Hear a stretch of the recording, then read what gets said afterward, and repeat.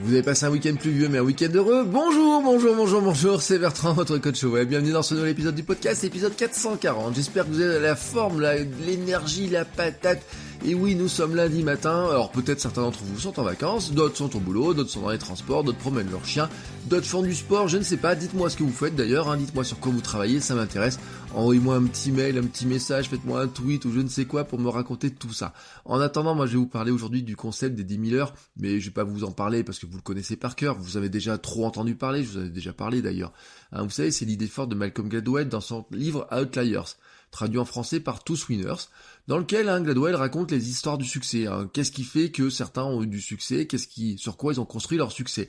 C'est un livre qui a été résumé souvent sur un concept, qui est la loi des 10 000 heures. En fait, on va même dire que Gladwell égale loi des 10 000 heures, grosso modo. Son idée forte était que le succès ne vient pas d'un talent naturel, mais de travail. Alors, il annonce comme ça qu'il faut des années de travail pour exceller. Et si vous prenez la 4e de couverture du livre français, donc Tous Winners, c'est marqué, clairement dessus, c'est l'une des lois immuables du succès, il faut avoir consacré au moins 10 000 heures à sa discipline pour y exceller. Bam, c'est placé comme ça, vous avez le cadre, etc. Alors les gens ont à la fois aimé et détesté ce concept, et on l'aime et on le déteste. Pourquoi ? Parce que on l'aime, on se dit j'ai pas de talent, mais si je travaille beaucoup et si je passe des années à travailler dessus, je vais progresser et donc je vais être bien meilleur là-dessus. Et ça c'est vrai.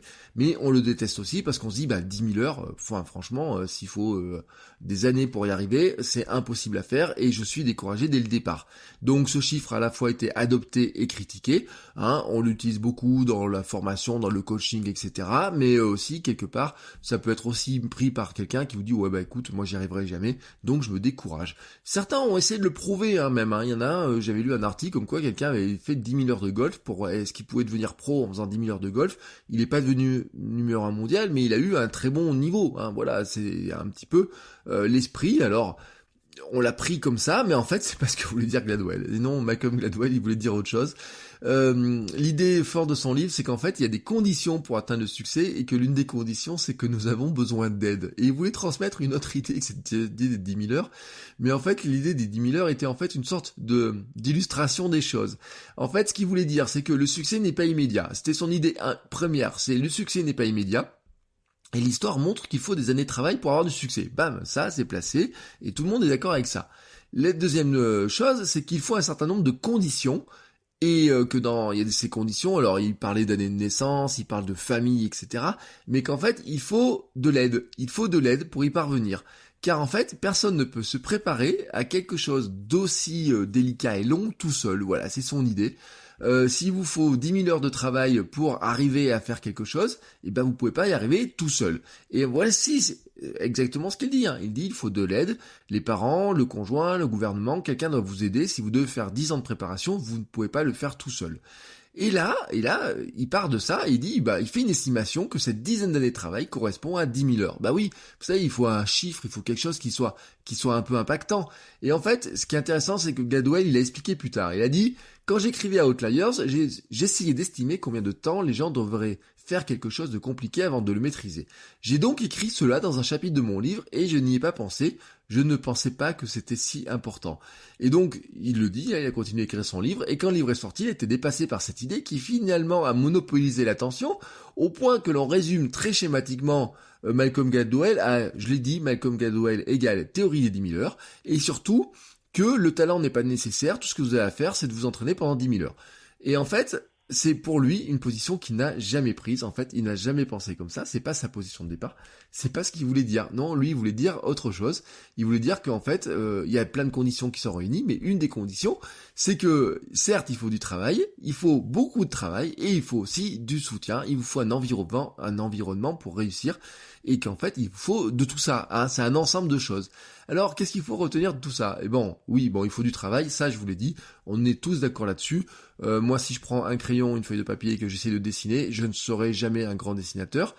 Si je le fais une fois, si je le fais un petit peu 1 heure tous les jours, je vais progresser. Si vraiment je voulais arriver à faire de la BD, bien sûr, il me faudrait des années pour arriver à le faire. Et là, on est d'accord que peut-être il me faudrait 10 000 heures pour arriver à le faire. Ça, tout le monde est d'accord là-dessus.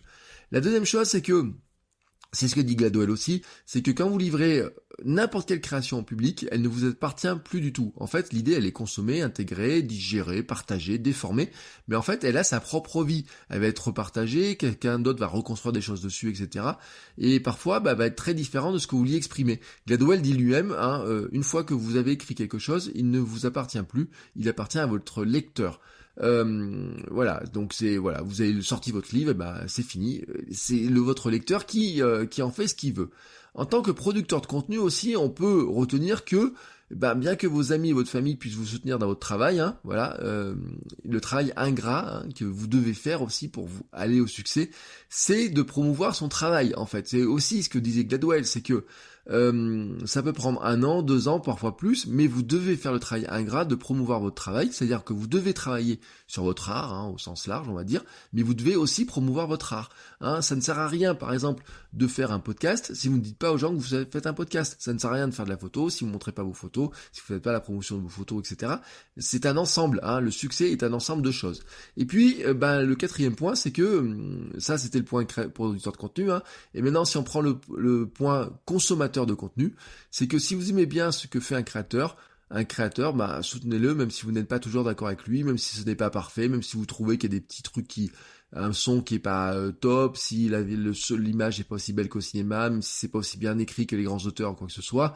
Non, soutenez-le, parce qu'en fait, le créateur a besoin de soutien pendant des années pour continuer son travail, pour progresser, et que s'il a pas de soutien pendant la phase où il travaille, où il commence, où il apprend à faire des choses, il arrivera peut-être jamais au bout des 10 ans, des 10 000 heures, etc., tout simplement, parce qu'il se sera découragé en route. Alors bien sûr, les manières de soutenir les créateurs sont multiples, ça dépend vraiment de tous les créateurs.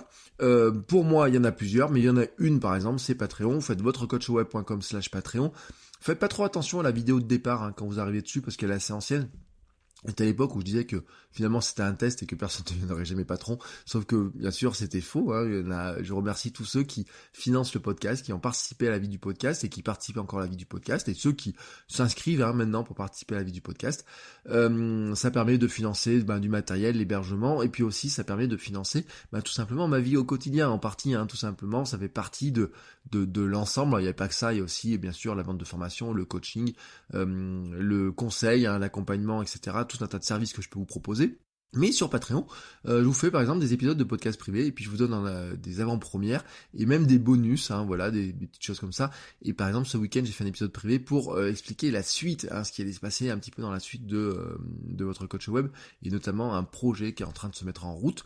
Quand on regarde, quand on pousse un petit peu la porte, il y a d'autres choses derrière qui se préparent, et notamment des choses dont j'avais parlé cet été. Voilà, je vous en dis pas plus.